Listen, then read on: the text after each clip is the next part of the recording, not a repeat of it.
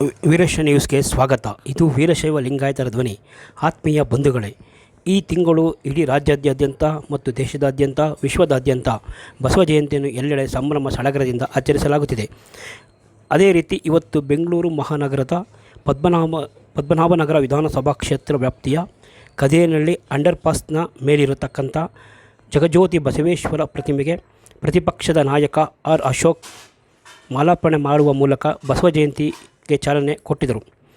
ಕಳೆದ 20 ವರ್ಷಗಳಿಂದ ಈ ಒಂದು ಕದಿರೇನಹಳ್ಳಿ ಅಂಡರ್ಪಾಸ್ನಲ್ಲಿರತಕ್ಕಂಥ ಬಸವೇಶ್ವರ ಪ್ರತಿಮೆಗೆ ಮಾಲಾರ್ಪಣೆ ಮಾಡುವ ಮೂಲಕ ಪ್ರತಿ ವರ್ಷ ಬಸವ ಜಯಂತಿಯನ್ನು ಆಚರಿಸಲಾಗುತ್ತಿದೆ ಎಂದು ಪದಾಧಿಕಾರಿಗಳು ತಿಳಿಸಿದ್ದಾರೆ. ಇವತ್ತಿನ ಕಾರ್ಯಕ್ರಮದಲ್ಲಿ ಸುಮಾರು 2,000 ಜನಕ್ಕೆ ಅನ್ನದಾಸೋಹವನ್ನು ಏರ್ಪಡಿಸಲಾಗಿತ್ತು. ಈ ಸಂದರ್ಭದಲ್ಲಿ ಅನ್ನದಾಸೋಹಕ್ಕೆ ಸಹಕಾರ ನೀಡಿದ ಕೆಲವರನ್ನು ನೆನೆಸಲಾಯಿತು.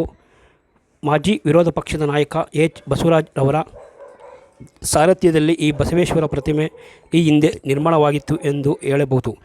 ಎಚ್ ಬಸವರಾಜರವರ ಕೊಡುಗೆಯನ್ನು ಮತ್ತು ಅವರ ಉದಾರತೆಯನ್ನು ವೀರಶೈವ ಲಿಂಗಾಯತ ವೇದಿಕೆಯ ಪದಾಧಿಕಾರಿಗಳು ಸ್ಮರಿಸಿದರು. ಬಸವೇಶ್ವರರವರ ನಾಡಿನ ಬಗ್ಗೆ ಅವರು ತೋರಿದಂತಹ ಪ್ರೀತಿ, ಬಸವಣ್ಣನವರ ವಚನಗಳು ಇಂದಿಗೂ ಸಹ ಪ್ರಸ್ತುತವಾಗಿದೆ ಎಂದು ಅಶೋಕ್ ಅಭಿಪ್ರಾಯಪಟ್ಟರು. ಬಸವಣ್ಣನವರ ವಚನವನ್ನು ಎಲ್ಲರೂ ಪಾಲಿಸುವಂತೆ ಕರೆ ನೀಡಿದರು. ನಂತರ ಮಾತನಾಡಿದ ಮಾಜಿ ವಿರೋಧ ಪಕ್ಷದ ನಾಯಕ ಬಿಬಿಎಂಪಿಯ ಎಚ್ ಬಸವರಾಜರವರು, ಬಸವಣ್ಣನವರ ತತ್ವ ಆದರ್ಶ ನಮಗೆ ಸದಾ ಸ್ಮರಣೀಯವಾಗಿದೆ. ಅವರ ತತ್ವವನ್ನು ಪಾಲಿಸಿದರೆ ಮನುಕುಲದ ಉದ್ಧಾರ ಸಾಧ್ಯ ಎಂದು ಅಭಿಪ್ರಾಯಪಟ್ಟರು. ನಂತರ ಈ ಒಂದು ಕಾರ್ಯಕ್ರಮದಲ್ಲಿ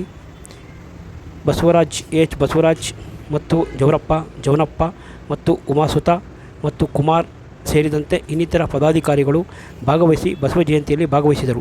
ಹಾಗೂ ಪದ್ಮನಾಭನಗರ ವಿಧಾನಸಭಾ ಕ್ಷೇತ್ರ ವ್ಯಾಪ್ತಿಯ ಎಲ್ಲ ವಾರ್ಡಿನ ವೀರಶೈವ ಲಿಂಗಾಯತ ಸಮುದಾಯದ ಕಾರ್ಯಕರ್ತರು ಸಹ ಈ ಸಂದರ್ಭದಲ್ಲಿ ಆಗಮಿಸಿ ಬಸವೇಶ್ವರ ಕೃಪೆಗೆ ಪಾತ್ರರಾದರು. ಪದ್ಮನಾಭನಗರ ವೀರಶೈವ ವೇದಿಕೆ ವತಿಯಿಂದ ಪ್ರತಿ ವರ್ಷ ಇದೇ ಕಾರ್ಯಕ್ರಮವನ್ನು ಬಸವ ಜಯಂತಿ ಕಾರ್ಯಕ್ರಮವನ್ನು ನಡೆಸ್ಕೊಂಡು ಬರ್ತಾ ಇದ್ದೀವಿ. ಅದೇ ಥರ ಇವತ್ತು 23ನೇ ತಾರೀಕು ಬಸವ ಜಯಂತಿ ಕಾರ್ಯಕ್ರಮವನ್ನು ಅಶೋಕ್ ಅವರು ನೇತೃತ್ವದಲ್ಲಿ ಮತ್ತು ಎಚ್ ಬಸವರಾಜ್ ಅವರು ಮತ್ತು ಜವನಪ್ಪರು, ಶಿವದೇವ ಸಾಹೇಬರು ಎಲ್ಲ ವತಿಯಿಂದ, ಮೋಹನ್ ಸಾಹೇಬರು ಎಲ್ಲ ವತಿಯಿಂದ ಕಾರ್ಯಕ್ರಮವನ್ನು ಪ್ರತಿ ವರ್ಷ ನಡೆಸ್ಕೊಂಬರ್ತಾ ಇದ್ದೀವಿ. 20 ವರ್ಷದಿಂದ ನಡೆಸ್ಕೊಂಬರ್ತಾ ಇದ್ದೀವಿ.